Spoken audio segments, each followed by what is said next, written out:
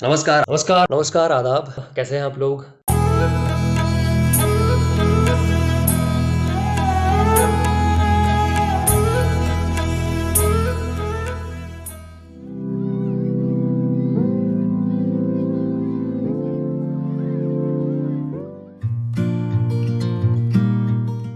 आज का लफ्ज है खुददार। खुददार नहीं, खुददार। तो ख के नीचे नुक्ता है, इसलिए खुददार बन जाता है। ये एक फारसी लफ्ज है और एक विशेषण है। इसका मतलब होता है स्वाभिमानी, जो अपनी प्रतिष्ठा का ध्यान रखे। इंग्लिश में सेल्फ रिस्पेक्टिंग। और एक शेर पढ़ता हूँ मुजफ्फर अजमी साहब का, खुद पुकारेगी मंजिल तो ठहर जाऊंगा, वरना खुददार मुसाफिर हूँ गुजर जाऊंगा। और खुददार से एक और लफ्ज है खुददारी। ये भी फारसी है और इसकी किस्म जो है वो स्त्रीलिंग हो जाती है। आज का जो लफ्ज है वो है वाबस्ता। ये एक फारसी लफ्ज है और विशेषण है, और इसका मतलब होता है संबंधित, जुड़ा हुआ, बंधा हुआ, कनेक्टेड, रिलेटेड, बाउंड टुगेदर। और कुछ लफ्ज जो वाबस्ता से बन सकते हैं, वाबस्ता इश्क यानी इश्क से जुड़ा हुआ, प्रेम से बंधा हुआ। वाबस्ता गम यानी कि गम से जुड़ा हुआ। एक शेर पढ़ता हूँ, दिल अगर दिल है तो वाबस्ता गम भी होगा। दिल अगर दिल है तो वाबस्ता गम भी होगा। निखत गुल भी कहीं गुल से जुदा रहती है। आज का जो लफ्ज है वो है सरगोशी। ये एक फारसी लफ्ज है और इसका जो जेंडर है वो स्त्रीलिंग।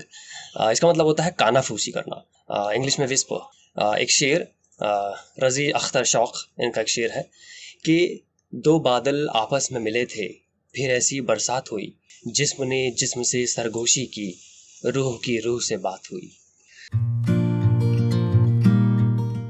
आज का जो लफ्ज है वो है खलिश। खलिश एक फारसी लफ्ज है और इसका जो जेंडर है वो है स्त्रीलिंग।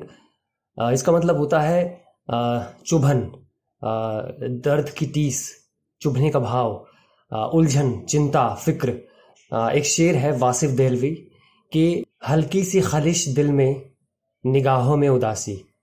हल्की सी खलिश दिल में, निगाहों में उदासी, शायद यूं ही होती है मोहब्बत की शुरुआत। आज का जो लफ्ज है वो है चाक। चाक एक फारसी लफ्ज है और इसका जो जेंडर है वो है पुलिंग। इसका मतलब होता है फटा हुआ, दरार, कटा हुआ, स्लिट, कट। अफजल इलाहाबादी इनकी एक गज़ल का एक शेर है कि चाक दामन है चाक रहने दो, क्या करेगा इसे रफू करके। और एक गाना सजेस्ट करता हूँ, ज़रूर सुनिएगा, जगजीत साहब का है, चाक जिगर के सी लेते हैं, जैसे भी हो जी लेते हैं। चाक में अगर क के नीचे मैं नुक्ता लगा दूं तो ये चाक हो जाएगा। तो पहला वाला था चाक, अब वाला है चाक, और नुक्ता लगाते ही इसका जो मतलब है वो बदल जाता है। चाक का मतलब होता है स्वस्थ, हुष्ट पुष्ट, हेल्दी, एक्टिव। आज का जो लफ्ज है वो है आब। आब एक फारसी लफ्ज है और इसका जो जेंडर है वो है पुलिंग। इसका मतलब होता है पानी, नीर, जल, वाटर। क्या आपको पता है कि पंजाब को हम पंजाब क्यों बोलते हैं? अगर पता है तो बहुत बढ़िया, और अगर नहीं पता है तो मैं बता देता हूँ। पंजाब जो बना है वो दो वर्ड्स को मिलाकर बना है, पंज जमा आब। तो पंज मतलब है पाँच, और आब जैसे मैंने बताया पानी। और यहाँ पर पानी की बात हो रही है तो यहाँ पर नदी की बात हो रही है। तो यहाँ पर पंजाब को हम पंजाब इसलिए बोलते हैं क्योंकि यहाँ से जो 5 नदियाँ हैं वो गुजरती हैं। तो वो 5 नदी हैं चिनाब, रावी, ब्यास, सतलुज और झेलम। तो इसलिए हम इसको पंजाब बोलते हैं। तो आब जो है यहाँ से आया है। और कुछ और लफ्ज़ जो आब से बने हैं, आबकारी यानी कि शराब का धंधा, शराब का व्यवसाय, शराब का विभाग। दूसरा है तह ए आब यानी कि अंडर वाटर। तीसरा है आबशार यानी कि वाटरफॉल। चौथा है आबताब यानी कि चमक दमक, ब्राइटनेस। और पांचवा है आब दीदा यानी कि टीयरफुल आइज़, जिसकी आंख में आंसू भरे हों उसे आब दीदा बोलते हैं। और इसको हम पुर आब भी बोल सकते हैं, आब दीदा या पुर आब। आज का जो लफ्ज़ है वो है फ़ुरक़त। फ़ुरक़त एक फ़ारसी लफ्ज़ है और इसका जो जेंडर है वो है स्त्रीलिंग। इसका मतलब होता है सेपरेशन या जुदाई। कुछ लफ्ज़ जो फ़ुरक़त से बने हैं, जैसे कि फ़ुरक़त ए सनम यानी कि सेपरेशन ऑफ बेलफिड, या फ़ुरक़त ए जाना, दोनों का मतलब सेम है। दूसरा लफ्ज़ है शब ए फ़ुरक़त। शब यानी कि रात, फ़ुरक़त यानी कि जुदाई। شب فرقت یعنی کہ نائٹ آف سپریشن، یعنی کہ جدائی کی رات۔ ایک اور لفظ ہے جو آپ فرقت کی جگہ استعمال کر سکتے ہیں، وہ ہے ہجر۔ فرق دونوں میں صرف اتنا ہے کہ فرقت جو ہے وہ استری لنگ ہے اور فارسی لفظ ہے، اور ہجر جو ہے وہ عربی اور پلنگ لفظ ہے۔ ایک شعر پڑھتا ہوں، جان ایلیٹ صاحب کا ہے کہ نئی خواہش رچائی جا رہی ہے، تیری فرقت منائی جا رہی ہے۔ تو فارسی میں ہم لوگ شراب کو کہتے ہیں بادہ، بادہ یعنی کہ مدیرہ، شراب۔ تو جب شراب آ ہی گئی ہے تو ذرا پورا پروسیس جانتے ہیں شراب کے بننے سے لے کر شراب کے پینے تک۔ تو چلیے شروع کرتے ہیں۔ تو شراب بنانے والے کو ہم کہیں گے بادہ ساز، بادہ ساز، اور شراب بنانا یعنی کہ بادہ سازی۔ تو شراب تو بن گئی، اب شراب بیچنا بھی ضروری ہے۔ تو شراب بیچنے والے کو ہم کیا کہیں گے؟ شراب بیچنے والے کو ہم کہیں گے بادہ فروش، بادہ فروش، اور شراب بیچنا یعنی کہ بادہ فروشی۔ چلیے اب شراب بک بھی گئی، اب شراب پینے پہ آتے ہیں۔ تو شراب جو پیتا ہے، جو پینے والا ہوتا ہے، اسے ہم کیا کہتے ہیں؟ اسے ہم کہتے ہیں بادہ آشام۔ جو شراب پینے والا ہوتا ہے اسے ہم کہتے ہیں بادہ آشام، اور شراب پینا یعنی کہ بادہ آشامی۔ تو بادہ آشام اور بادہ آشامی یعنی کہ شراب پینے والا اور شراب پینا۔ تو اس کے اور بھی سینونیمز ہیں، اور بھی پریائے واچی ہیں جن کو ہم جو شراب پینے والے اور شراب پینے کو کہتے ہیں۔ تو ایک امیجنری کالم بنا لیجئے اپنے دماغ میں، شراب پینے والا اور شراب پینا۔ بادہ کش، بادہ کشی، بادہ خور، بادہ خوری، بادہ خوار، بادہ خواری، بادہ گسار، بادہ گساری، بادہ پیما، بادہ پیمائی۔ اور اب شراب تو پی لی، اب کچھ ایسے بھی لوگ ہوتے ہیں جو ضرور آپ نے کبھی سنا ہوگا، دیکھا ہوگا کہ یار تھوڑی سی شراب پینی ہے، صرف منہ کا ٹیسٹ بدلنا ہے، یار صرف منہ کا ٹیسٹ بدلنا ہے۔ تو جو ایسے لوگ ہوتے ہیں نا جو صرف منہ کا ٹیسٹ بدلنے کے لیے شراب پیتے ہیں، تھوڑی سی شراب پیتے ہیں، انہیں ہم کہتے ہیں بادہ چش۔ ایسے لوگوں کو بادہ چش، اور صرف تھوڑی سی شراب پینا منہ کا ٹیسٹ بدلنے کے لیے اسے کہتے ہیں بادہ چشی، بادہ چش، بادہ چشی۔ تو یہ تو ہو گئے منہ کا ٹیسٹ بدلنے کے لیے۔ اب کچھ لوگ ہوتے ہیں جو پاگل ہوتے ہیں شراب کے پیچھے، جو بھی دیکھنے کو مل رہا ہے ہم لوگوں کو۔ تو جو پاگل ہوتے ہیں، پریم کرتے ہیں، بالکل پیار کرتے ہیں، اسے ہم کہتے ہیں بادہ پرست۔ ایسے لوگوں کو بادہ پرست مطلب مدیرہ پریمی، بالکل۔ اور مدیرہ پریم کو ہم کہیں گے بادہ پرستی۔ تو جو بادہ پرست ہے یعنی کہ جو شراب کو بالکل پاگلوں کی طرح چاہتا ہے، پریم کرتا ہے، پیار کرتا ہے، دن بھر پیتا ہے، بہت پیتا ہے۔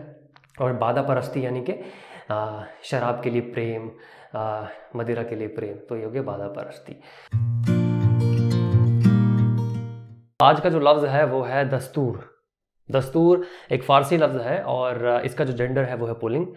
اس کا مطلب ہوتا ہے رواج، نیم، قانون، ودھان۔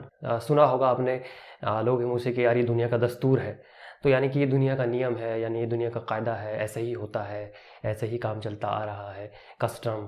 تو یہ چیز اس کا مطلب ہوتا ہے دستور۔ اور ایک شعر ہے شکیل بدایونی صاحب کا کہ بدلتی جا رہی ہے دل کی دنیا، بدلتی جا رہی ہے دل کی دنیا، نئے دستور ہوتے جا رہے ہیں۔ آج کا جو لفظ ہے وہ ہے چشم بددور۔ آپ نے ضرور سنا ہوگا اسے۔ یہ ایک فارسی لفظ ہے، یہ ایک طرح کا آشیرواد ہوتا ہے، ایک طریقے کی وش ہوتی ہے۔ جب ہم کسی کو بولتے ہیں کہ آپ کو کسی کی نظر نہ لگے یا بری نظر سے آپ کو بچائے، تو وہاں پر ہم اس کا استعمال کرتے ہیں چشم بددور۔ تو یہاں پر چشم کا مطلب ہوتا ہے نظر، آنکھ۔ اور دوسرے لفظ جو چشم سے بنے ہیں جیسے کہ چشم نم یعنی کہ گیلی آنکھیں، یعنی کہ جس کی آنکھیں آنسوؤں سے تر ہو۔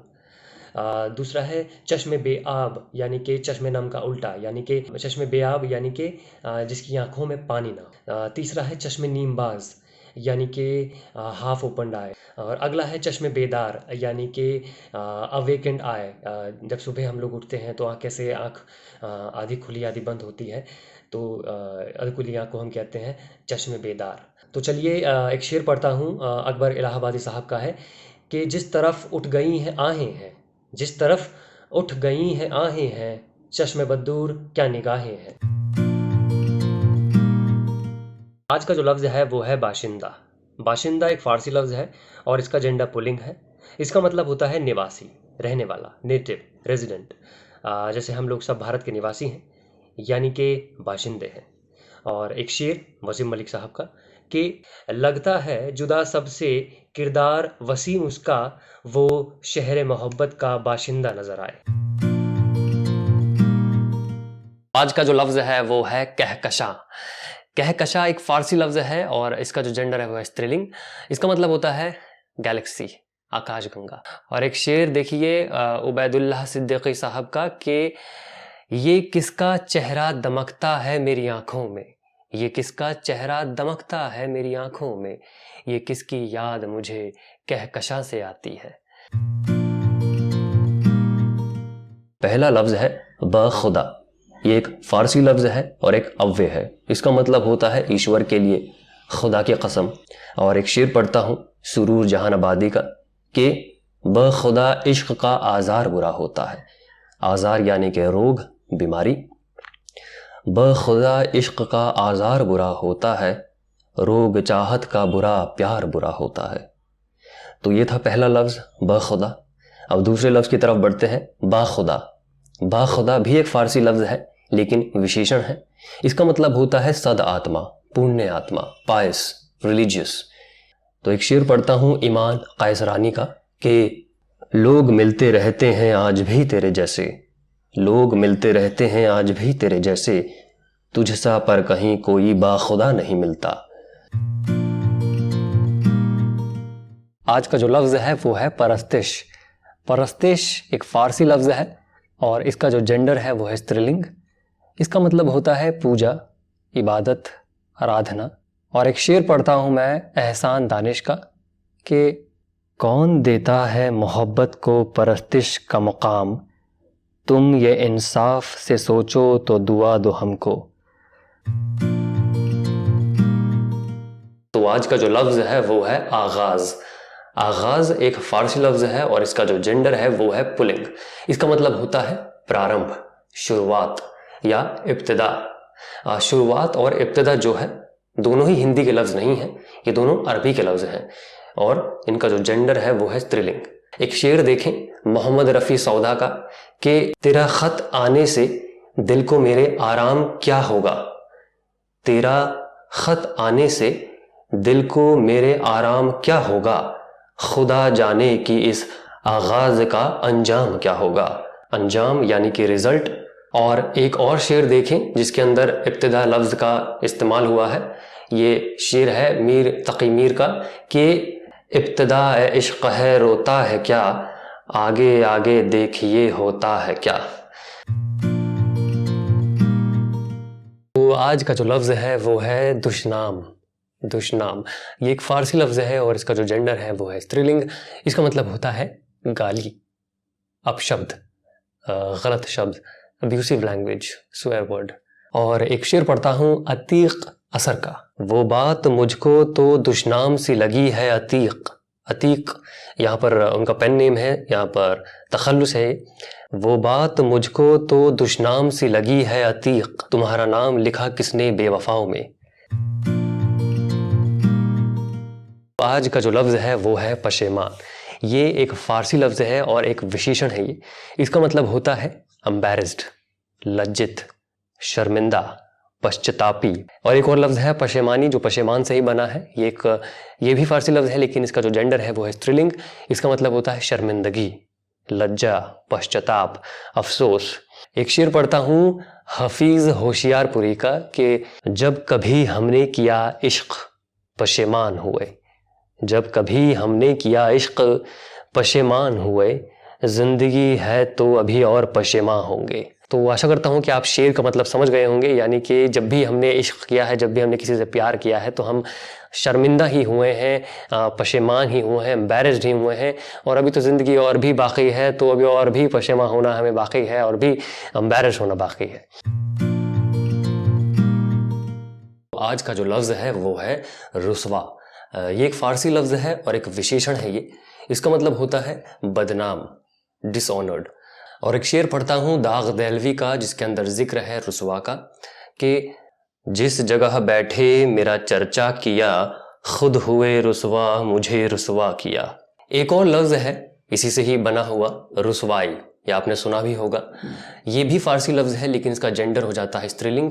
اس کا مطلب ہوتا ہے بدنامی، نندا، اور ایک اور شعر پڑھتا ہوں جس کے اندر رسوائی کا ذکر ہے. یہ شعر ہے پروین شاکر کا کہ کیسے کہہ دوں کہ مجھے چھوڑ دیا ہے اس نے، بات تو سچ ہے مگر بات ہے رسوائی کی. آج کا جو لفظ ہے وہ ہے کم بخت. کم بخت ایک فارسی لفظ ہے اور ایک وشیشن ہے. یہ اس کا مطلب ہوتا ہے بد قسمت یا شامت کا مارا یا قسمت کا مارا. تو کم بخت جو ہے وہ دو لفظوں کو ملا کر بنا ہے کم اور بخت. تو کم کا مطلب ہوتا ہے الپ وہین اور بخت کا مطلب ہوتا ہے بھاگیہ قسمت. یہ دونوں ہی فارسی کے لفظ ہیں اور یہ دونوں ملا کر بنتا ہے کم بخت. جو کم ہے وہ عربی بھاشا میں بھی ہے اور عربی بھاشا میں جو کم کا مطلب ہوتا ہے وہ ہوتا ہے کتنا، بہت، ادھک. تو دیکھیے یہاں پر بھاشا بدلی ہے لیکن لفظ سیم ہے، بولنے کا طریقہ سیم ہے، لکھنے کا طریقہ سیم ہے. تو لیکن جو ارتھ ہے وہ بدل جاتا ہے اگر میں بھاشا بدل دوں تو. آج کا جو لفظ ہے وہ ہے جفا.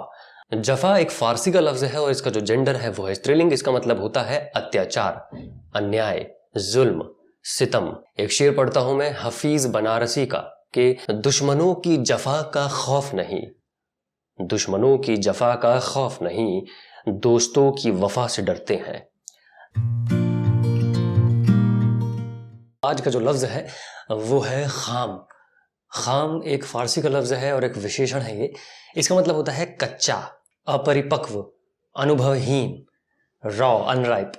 اور ایک شعر پڑھتا ہوں میں نشور واحدی کا کہ بڑی حسرت سے انسان بچپنے کو یاد کرتا ہے، بڑی حسرت سے انسان بچپنے کو یاد کرتا ہے، یہ پھل پک کر دوبارہ چاہتا ہے خام ہو جائے.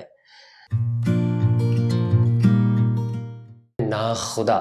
ناخدا ایک فارسی کا لفظ ہے اور اس کا جو جینڈر ہے وہ ہے پلنگ.